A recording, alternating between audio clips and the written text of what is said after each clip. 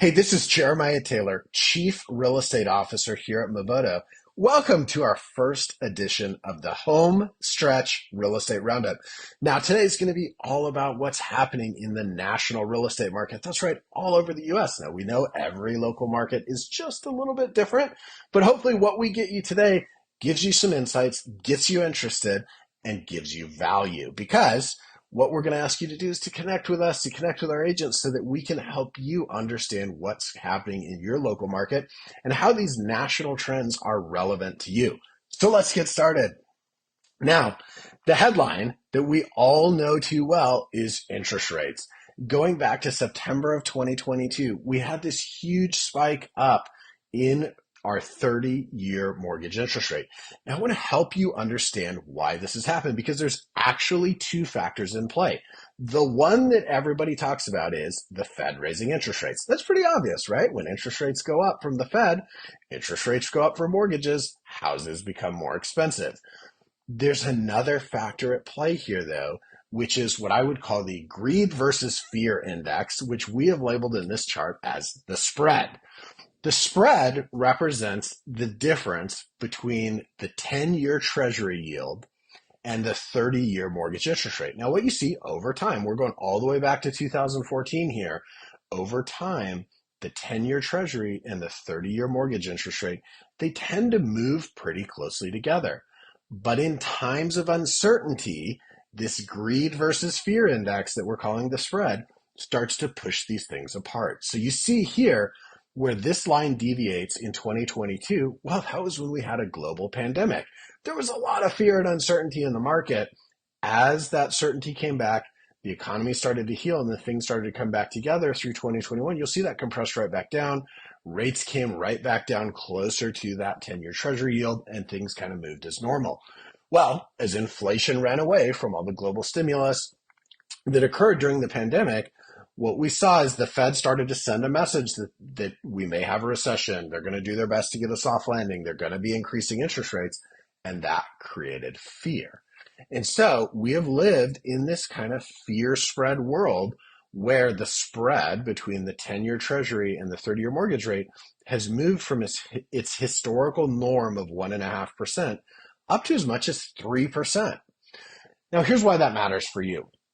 Looking back over the last 12 months or the last 52 weeks, which is just over a year, rates generally have been somewhere between 6.25% and 7.75%. Now, if you're looking at an FHA, you're looking at a VA, or maybe you have really good credit on a conventional, we have seen some loans close in the fives without paying a ton of points. So there are better rates out there, which is an important thing to take away. But generally, that's where we've kind of moved. Now, here's what's interesting. Everybody talks about when the Fed starts to ease rates, that mortgage rates will come down. Well, yeah, sure, they will. But there's going to be a second move that will actually be the first move in interest rates. And that is when the Fed clearly signals that they will be easing rates, you'll start to see mortgage rates move down. So if you look here, the 10-year mortgage or the 10-year treasury yield hasn't moved a ton, but this spread started to move when earlier this year, the Fed said they'd be cutting rates 3 times this year. And so mortgage rates got an outsized downward move to what happened in the 10-year yield. Now, then the Fed came back and they said, just a minute, time out. Maybe the economy is still running a little too hot. So don't get too excited about those moves down. And so that you're going to see a little tick back up here in the spread or the fear/greed index, as I like to call it. But the key as a buyer is that ultimately you're going to get 2 moves down. You're going to get the move down when the Fed actually eases rates, but then you're going to get another move down. And that move may be as much as 1.5 when this dotted line comes back down to the 1.5% range that we normally see.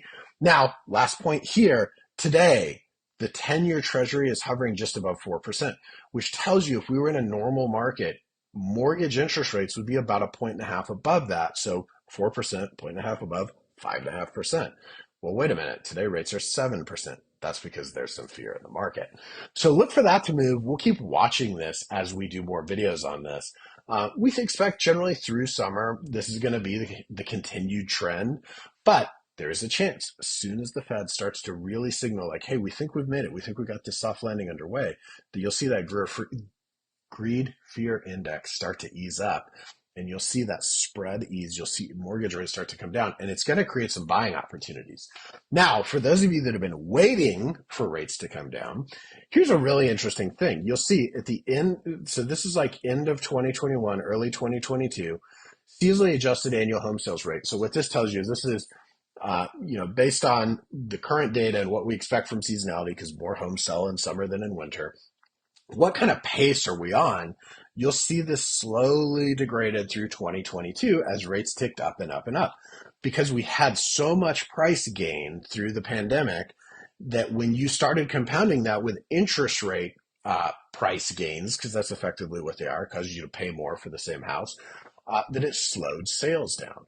So we actually bottomed in 2023 at a seasonally adjusted rate below 4 million home sales, which that is worse. That is worse than the 2008 global financial crisis. We're selling fewer homes than we sold in 2008. So it's a really interesting time in the housing market. Like you could say we're in a housing recession, but the interesting thing about this housing recession, prices haven't really changed. So I think we have to look back at history. Now, there's a lot of people, and we hear them say it every day, that they're like, well, when prices crash, that's when I'm going to buy. When interest rates come down, that's when I'm going to buy.